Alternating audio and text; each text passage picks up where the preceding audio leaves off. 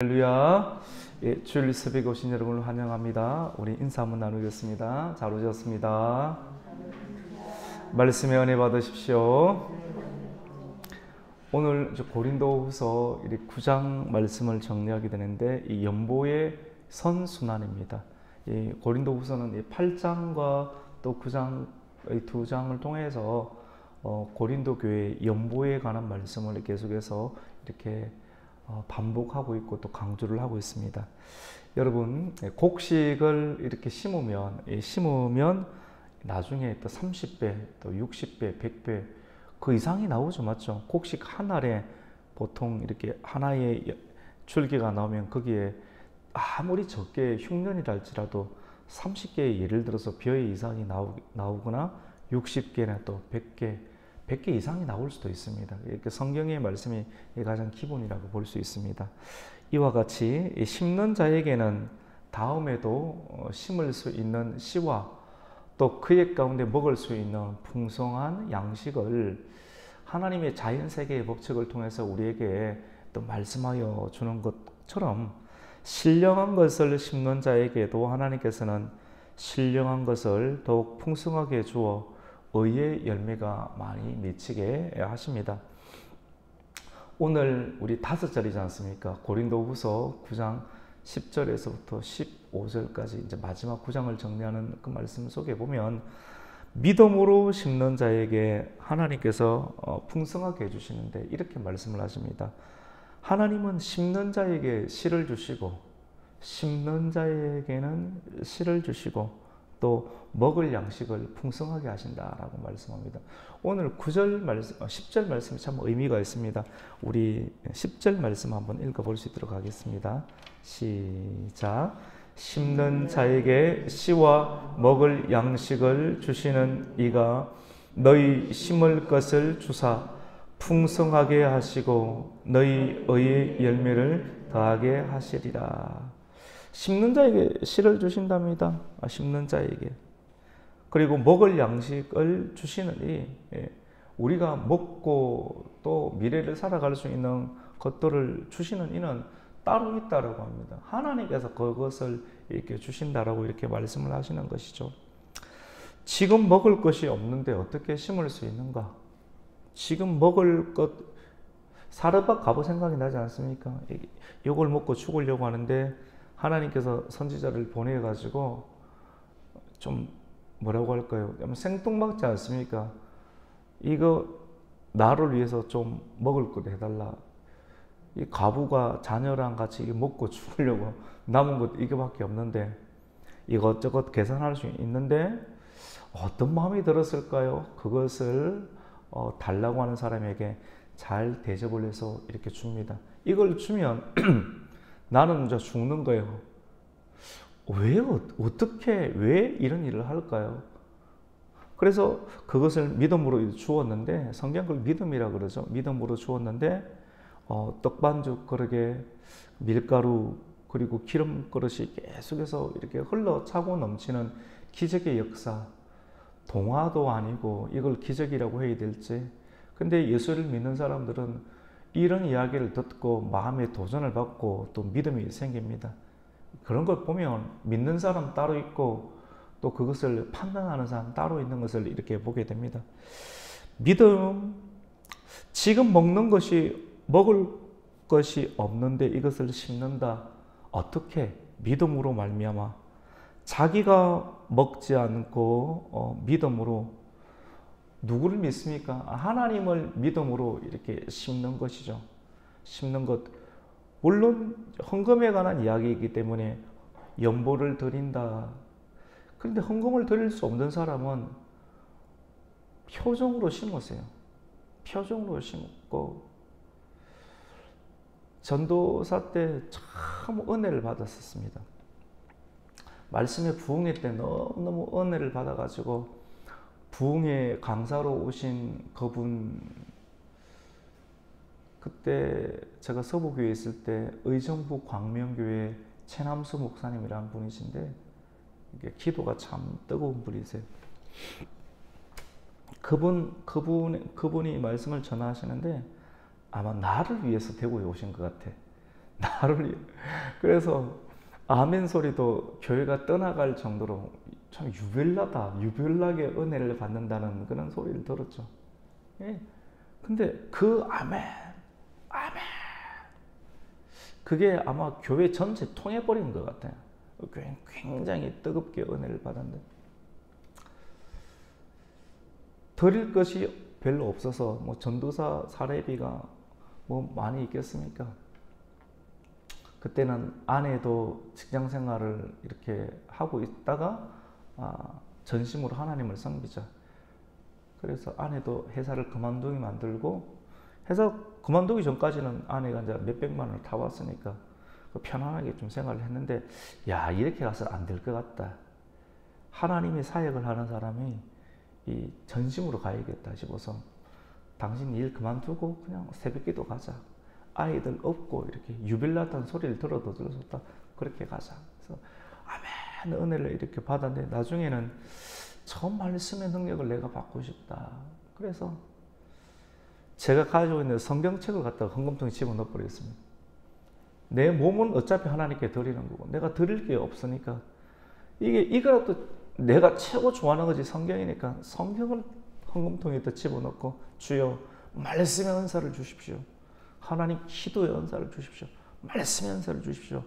그 원하는 마음을 헌금통에 돌아오는데 거기다 성경을 집어 던져버렸습니다. 주여 주십시오. 나는 믿음을 드린 겁니다. 내 몸뚱아리 안을 덜었으니까. 그리고 하나님 은혜를 주시는 것 같아요. 드릴 돈이 없으면 연보가 있으면 연보 드리고 그리고 기쁨으로 드렸죠. 믿음으로. 그리고 없으면 얼굴 표정으로. 내 상황은 힘들어요. 내 상황이라고 하는 것은 여러분의 상황을 말하는 겁니다. 여러분의 상황이 힘들 수 있는데 믿음으로. 지금 C 이야기합니다. 먹을 것이 없는데 이걸 하나님께 드린다. 믿음으로. 왜냐하면 오늘 이걸 먹으면 나는 죽는 건데 하나님은 같이 봅시다. 살리는 분이십니다. 내가 먹으면 이거 오늘 먹으면 이제 먹을 게 없으니까 먹고 죽어야 되는 건데 하나님은 살리는 분이기 때문에 하나님께서 사람을 보내시거나 말씀을 통해서 감동을 주실 때 믿음은 말씀에 대한 믿음, 말씀을 하신 하나님에 대한 믿음을 가지고 얼굴 표정도 죽은 표정이 아니라 살아있는 표정으로 드리는 믿음에 관한 영역, 연보에 관한 영역은 단순한 물질에 관한 부분을 뛰어넘는 우선 물질을 드리고 물질을 뛰어넘는 단계, 표정을 드리고 그리고 자기 생명까지도 드리는 어떤 그런 마음들 그것이 어떻게 보면 참된 어떤 믿음이지 않나라는 마음이 듭니다. 그래서 이것을 심으면 하나님께 영광이 된다는 마음으로 심는 자를 하나님께서는 기뻐하시죠. 여러분 하나님께서 기뻐하신다. 사람을 기쁘게 하더라도 그 사람에게 위치가 있고 힘이 있으면 그 사람을 기쁘게 한 웃음을 짓게 되고 기쁘게 한 그 대상이 좋잖아요. 뭔가를 해주고 싶지 않습니까? 내게 능력이 있으면 나를 기쁘게 한 사람에게 뭔가를 해주고 싶어요. 내가 능력이 있는 만큼 해주고 싶은 마음이 사람에게도 있는데 여러분 전체 천지를 지으시고 지금도 주관하시는 그 하나님을 기쁘시게 한다라고 하는 것은 하나님이 그냥 웃고만 가만히 있는 분이십니까? 하나님은 능력이 많으신 분이신 줄로 믿습니다. 여러분 하나님은 능력이 있습니다. 능력이 많죠. 능력이 많으신 하나님을 기쁘시게 하시면 하나님은 가만히 웃음만 짓고 있는 분이 아니라 그 하나님께서 우리가 처해 있는 결핍의 문제, 우리의 건강의 결핍이 있든지 또 관계의 결핍이 있든지 때로는 물질의 경제의 결핍이 있든지 이런 부분들에 대해서 하나님은 너무나도 잘 아시잖아요. 우리는 하나님 믿는다라고 하면 내 사정과 형편을 하나님 다 알고 계신다. 하나님은 모든 것이 풍성하니까. 그래서 하나님을 기쁘시게 하면 풍성하신 하나님이 우리에게 가만히 웃고만 계시는 것이 아니라 뭔가를 해주시는 분이심을 우리는 경험하게 됩니다. 여러분 보상을 해주시죠. 하나님의 복음으로 말미암은 열정은 사람으로 하여금 넉넉함에 이르게 합니다. 우리 오늘 10절, 11절, 12, 13, 15 총 5구절인데요. 6구절이죠. 이렇게. 근데 아까 10절을 읽었으니까 이제 11절을 읽습니다. 11절 시작. 너희가 모든 일에 넉넉하여 너그럽게 연보함은 그들이 우리로 말미암아 하나님께 감사하게 하는 것이라. 이 넉넉함이 나오지 않습니까? 그래서 하나님의 복음으로 말미암은 그런 열정은 사람으로 하여금 넉넉하게 합니다. 여러분 주변 가운데 교회를 섬기시는 분들이 있죠. 섬기시는 분들이 제가 최고 잘 알잖아요. 근데 뭐 속사정을 다 이야기는 안 합니다. 개인의 프라이버시가 있으니까. 사람들은 생각합니다. 저 사람은 돈이 많으니까.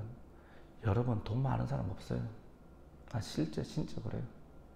하나님께서 큰 거를 돌리게끔 해서 그렇지 그렇게 없다니까요. 근데 저 사람은 돈이 많으니까 섬기겠지.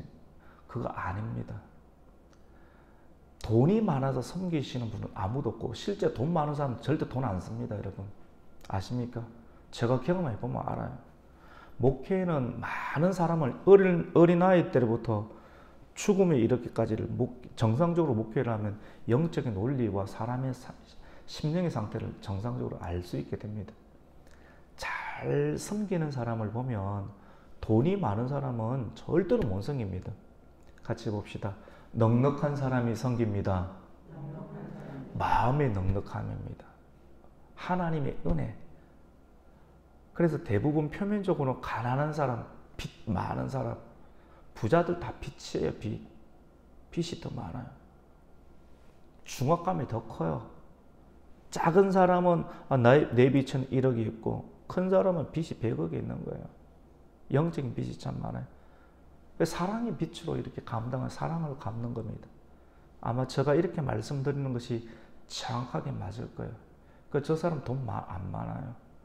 하나님의 은혜로 계속해서 그 은혜 때문에 오늘을 얼굴을 펴고 교회에 나오고 또 섬기고 또 뭐 밥을 사주고 교회를 또 섬기고 넉넉해서 아니요.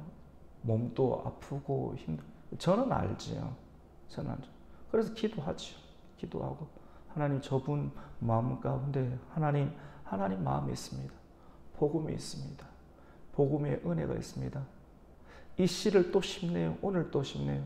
교회가 그렇게 해서 유지가 되는 거거든요.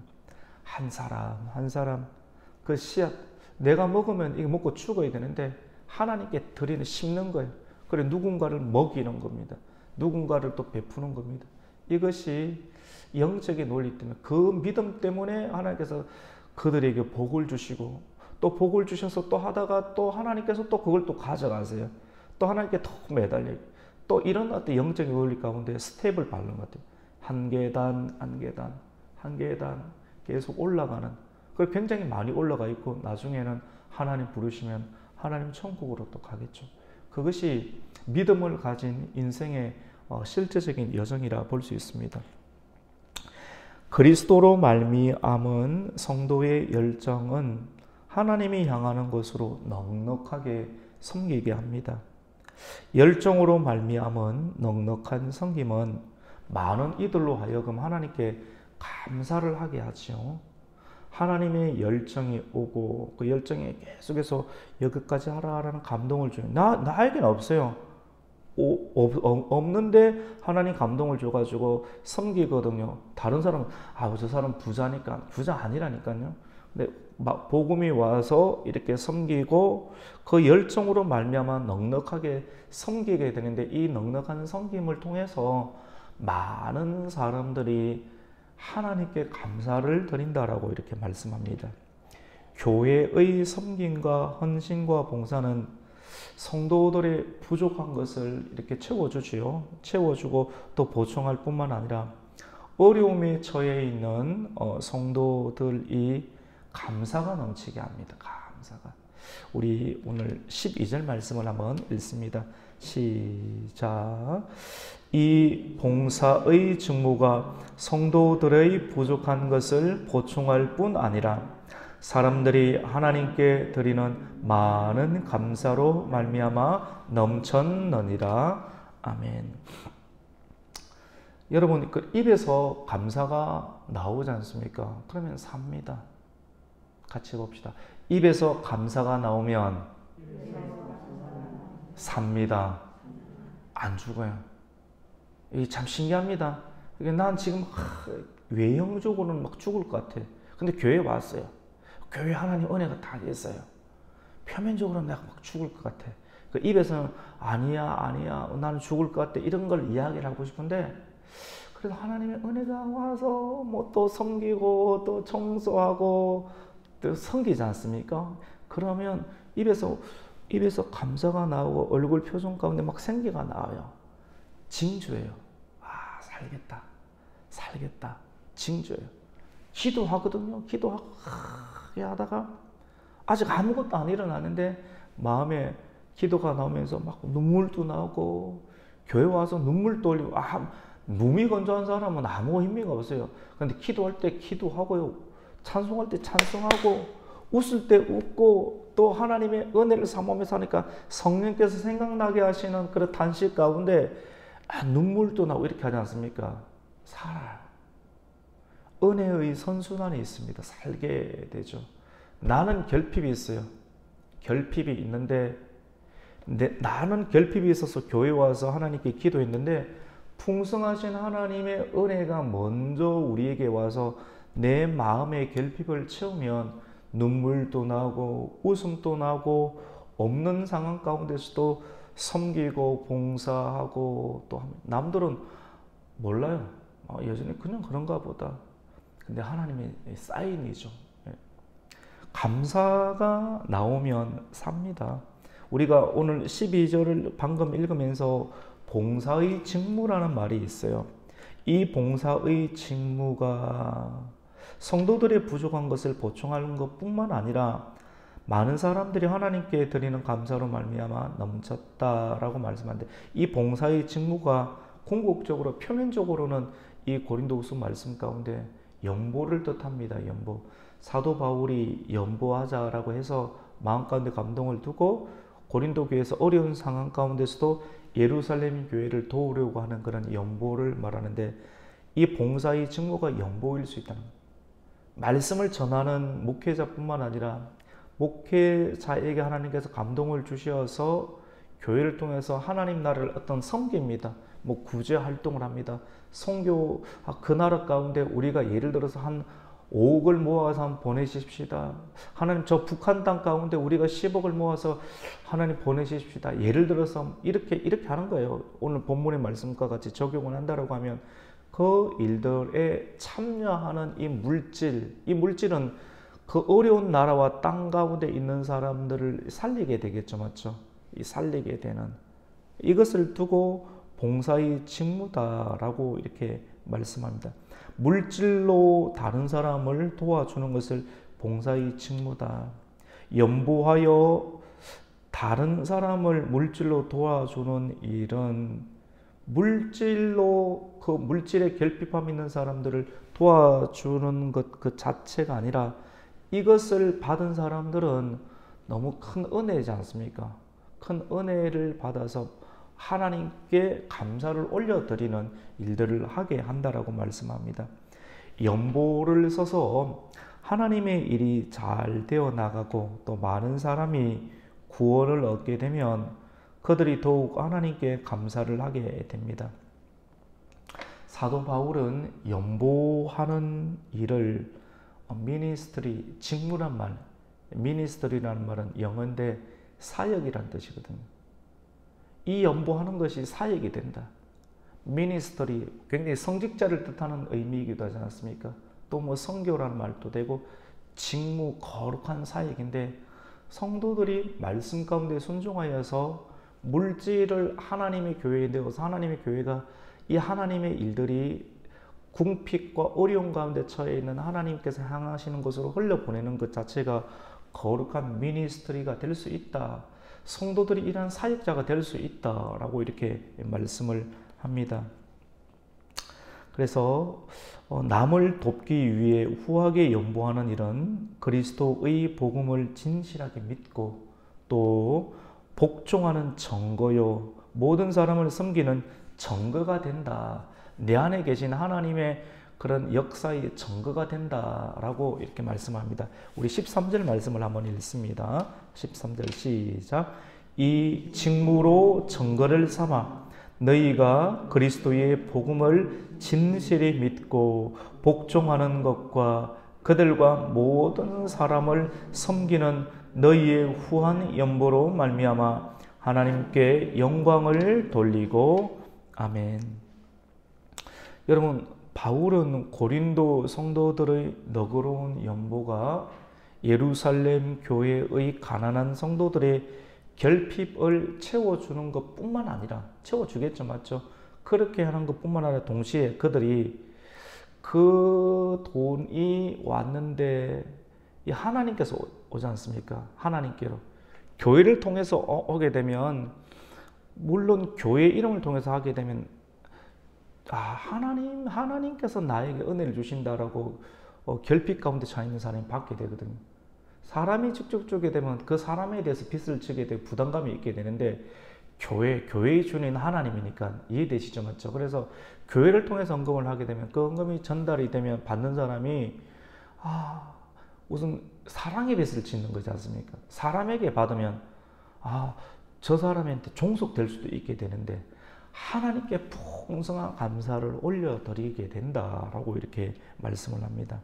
이것은 결국 나눔과 구제의 모든 과정이 하나님의 공급에서 시작이 되고 하나님을 향한 감사로 끝난다는 것을 강조합니다. 여러분, 누군가를 돕는다라고 하는 것은 제가 계속 강조하지만 돈이 있어서 돕는 것이 아닙니다. 누군가를 돕는다, 여러분, 돈 있는 사람은 아예 안 써요. 자기 배만 채우는 것이지. 그래서 돈 그 자체를 강조하는 것이 아니라 하나님으로부터 오는 은혜와 열정과 복음을 강조하는 거거든요. 그래서 누군가를 돕는다, 형태는 물론 물질로 드러날 수 있어요. 누군가를 돕는다라고 하는 것은 우선 돕는 사람의 마음 가운데 풍성함이 먼저 와야 돼요. 넉넉한 마음이 먼저 와야지만이 그 넉넉한 마음이 은혜가 물질을 통해서 다른 사람에게 들어갈 수가 있게 됩니다. 돈 자체가 있다라고 절대 안 씁니다, 여러분. 여러분도 경험해 보시면 알 겁니다. 넉넉한 하나님의 은혜가 와야지 그것이 표면이 돼서 다른 사람에게 그래서 누군가를 돕는다라고 하는 것은 하나님의 채워주심이 있다는 것을 전제합니다. 이것이 좀 이 말씀을 여러분 전해드리는 것. 여러분 뭐 헌금하세요 이런 내용이 아니라, 물론 헌금해야 되죠. 해야 되는데 본질적인 내용이 뭐냐면 여러분이 먼저 하나님께 복을 받는다는 겁니다. 이 말씀을 꼭 받아갔으면 좋겠어요. 누군가를 돕는다는 것은 우선 내가 먼저 넉넉해지는 거예요. 하나님으로부터 오는 넉넉함을 먼저 받게 될 때 이것이 단순히 내게 기쁨이 있다 이것이 아니라 믿음으로 한번 잘 들어보시면 진짜 이게 뭐가 있는 거구나. 내가 누군가를 돕는다는 것은 나에게 먼저 넉넉함이 먼저 오는데 신호가 평안으로 먼저 와요. 믿음으로 먼저 와서 했는데 이 한 믿음의 행위를 통해서 하나님께서는 실제로 뭔가를 툭툭 던져버려요. 뭔가를 떨어져요. 이거는 경험을 해봐야 되는데 우선 그 첫 번째 경험은 성경 속에 그것이 적혀 있고 성경을 믿는 사람이 실제 이것을 하는 사람이 이제 간증을 하게 됩니다. 실제 하나님께서 이렇게 역사하시는 살아계시는 하나님이시구나 하는 것을 알게 되지요. 마지막 14절과 15절은 연보의 선순환에 관해서 말씀을 합니다. 여러분, 고린도 성도들이 베푸는 연보를 통해서 도움을 주는 교회와 도움을 받는 교회가 생기게 되겠죠. 맞죠? 여러분 생각해 보세요. 저 지역에 지금 죽어버렸어요. 하나님은 전체를 보시니까 하나님의 역사가 사람에게 이 내용이 들리게끔 합니다.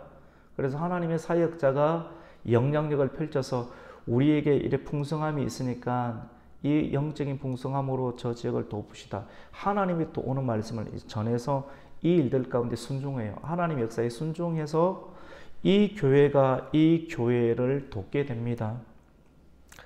그래서 여러분, 도움을 주는 교회와 도움을 받는 교회 사이에는 뭐가 생기게 됩니까? 새로운 관계가 형성이 되게 됩니다. 신앙 관계거든요. 관계가 형성이 돼요. 부모와 자녀 사이의 관계가 아무것도 없는 남자와 여자가 사랑을 하게 되고, 사랑이라는 관계, 돈으로 결혼합니까? 일주일도 못 갑니다. 일주일도 못 가. 기적도 안 일어나고. 남자와 여자가 사랑을 하게 되고 막 눈이 맞아요. 눈이 맞는 건 마음이 맞는 거 아니겠어요? 사랑을 하게 돼서 이 사랑 때문에 결혼을 하게 돼요. 그래서 1년이 지나니까 애가 생기네요. 쾌락을 위해서 결혼하는가, 돈으로 하는가, 이게 아니거든요. 그 안에 사랑이 있어야 돼요. 사랑 때문에 결혼했는데 애가 생기게 돼요. 사랑에도 애가 생기게 되지 않습니까? 생기게 되고, 부모와 자녀 사이에, 자녀는 결핍이에요. 계속 공급해줘요. 공급해주는 부모와 공급을 받는 자녀가 자라면서 관계가 형성이 됩니다. 관계, 새로운 관계가 형성이 되죠. 비유를 든 겁니다. 여러분, 사랑은 거리를 초월하게 됩니다. 고린도 교회와 예루살렘 교회는 거리로는 수천 킬로가 떨어져 있죠. 하지만 열정과 사랑은 거리의 한계를 돌파하고 뛰어넘어서 같이 해봅시다. 전달됩니다. 반드시 전달됩니다. 하나님과 우리 사이가 거리는 어마어마하게 멀 거예요. 상상할 수 없는, 인간적으로 논리적으로 하면 우주 바깥에 있어야 되니까 무슨 지구 대기권 바깥에 나가는 것도 아무나 할 수 있는 일도 아니고, 아무나 나갈 수 있는 일도 아니고, 로켓 타고 가야 되는데 여러분 탈 수 있겠습니까? 제가 볼 때는 그게 불가능이거든요. 아무나 못 합니다. 달까지도 아무나 못 가요. 근데 하나님과 우리 사이에 논리적인 숫자로 계산해서 거리를 뗀다라고 하면 수천 킬로가 아니고 수억만 킬로가 될 것인데, 이거 어떻게 갈 것입니까? 근데 사랑은, 열정과 사랑은 고린도 교회와 예루살렘 교회의 거리가 아무리 수천 킬로, 실질 수천 킬로인데, 이 아무리 거리가 멀어도 하나님의 사랑과 열정은 반드시 움직이게 만들고, 그리고 전달이 되게 만듭니다. 전달이 되게. 연보를 통해서 전달이 되게끔 하는 것이죠. 도움을 받은 성도와 또 교회는 도움을 준 성도와 교회에 대해서 여러분 가만히 있겠습니까? 은혜를 모르는 사람이죠. 은혜를 받은 사람은 은혜를 받은, 은혜 안에 사랑했으면 그 사랑은 움직이게 됩니다. 너무너무 고맙죠. 너무너무 고마워서 내가 할 수 있는 것, 은혜를 받은 사람에게 변화되는 마음을 통해서 하늘의 하나님께 기도하게 됩니다. 저 교회가 우리를 도왔군요. 그래서 하나님, 우리가 할 수 있는 것은 기도밖에 없습니다. 하늘의 능력이 많으신 하나님, 부유하신 하나님, 우리를 도와준 그 교회는 우리에게 도움을 주어서 이제는 그들도 죽게 생겼는데 하나님 도와주십시오. 하나님 그 교회를 도와주시고 그 사람을 도와주십시오 라고 도움을 받은 사람이 기도하게 되겠죠. 관계가 형성이 돼요. 하나님을 두게 되고, 하나님 때문에 내 젖을 주는 거예요. 내 자녀에게 주듯이. 그럼 나는 배고프겠죠. 주고 하나님 바라보면서, 그럼 하나님께서는 이 받은 사람이 또 하나님께 기도해서 이 하나님 역사는 또 이 거룩한 은혜의 선순환이 이러한 관계, 내 거는 내가 먹고 너는 죽자, 이러면 피가 말라버리고 사랑도 없고 열정도 없고 은혜도 없는 어떤, 근데 교회를 통해서 이러한 일들, 이것이 전도가 되고 선교가 되고 그 안에 사람의 봉사의 직무에 참여, 또 오늘 특별히 물질에 관한 부분들로 이 일들을 흘려보내는 일들을 하게 될 때 굉장히 효과가 있는, 사람들이 인정할 수 있는 효과가 있는 일들이 일어나게 됨을 말합니다. 기도하고 축복을 해주겠죠. 우리 14절 말씀을 한번 읽습니다. 시작. 또 그들이 너희를 위하여 간구하며 하나님이 너희에게 주신 지극한 은혜로 말미암아 너희를 사모하느니라. 여러분, 이게 돈보다 더 커요. 이렇게 물질로 섬기지 않습니까? 그러면 너희를 위해서 간구해줘요. 간구해주고 그 사람에 대해서 사모하는 마음, 교회에 대해서 사모하는 마음이 생기게끔 합니다. 연보의 은혜를 받은 궁핍한 교회가 문제를 해결하게 되면 그 은혜를 가지고 당신을 위해서 기도해주고 또 사모하게 되는, 이거는 돈으로 해결할 수 없는 부분이에요. 돈 준다고 되는 거예요. 은혜를 흘려보낼 때 이런 일들이 일어나게 됩니다.